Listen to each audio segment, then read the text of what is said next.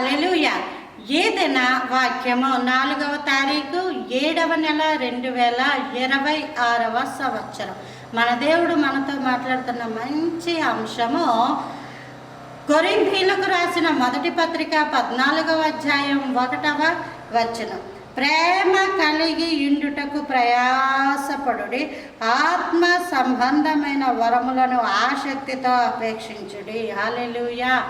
ఆత్మ సంబంధమైన వరములు, ఇది ఆత్మ వలన కలిగే వరములు, దేవుని వరములు, కృపావరములు అని కూడా అంటారు.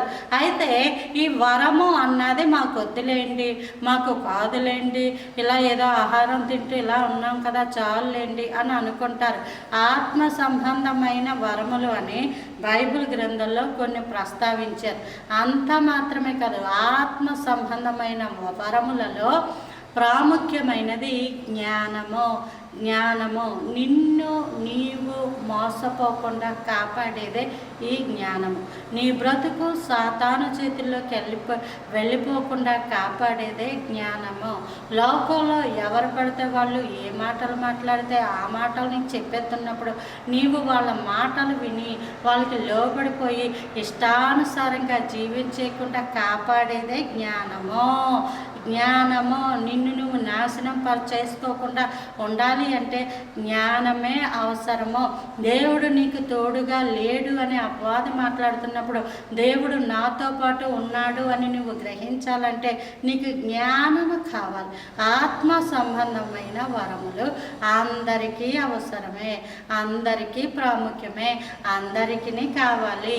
ఇది ఒకరికి కొంతమందికి అంటే బైబిల్ గ్రంథంలో దేవుడు రాయించాల్సిన అవసరము లేదు, మనందరికీ అవసరం. కాబట్టి ఆత్మ సంబంధమైన వరములు ఆసక్తితో అపేక్షించాలి. అపేక్ష అంటే కోరిక, ఆసక్తి అంటే ఇష్టం అన్నమాట. చూడండి, ఎవరికన్నా ఆహారం మీద ఆసక్తి ఉందనుకోండి, వంటల గురించి చాలా బాగా మాట్లాడతారు. బంగారాల మీద ఆసక్తి ఉందనుకోండి, బంగారాల గురించి మాట్లాడతారు. చీరల మీద ఆసక్తి ఉందనుకోండి, చీరల గురించి మాట్లాడతారు.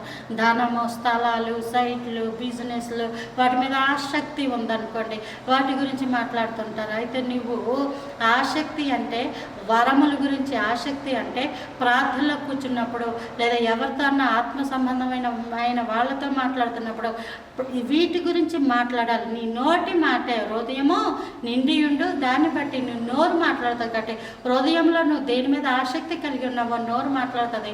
ఆ నోరు నీకు తగిన వాళ్ళని, నీకు సహకరించే వాళ్ళని నీకు పరిచయము చేయును గాక. Praise the lord. ఆమేన్.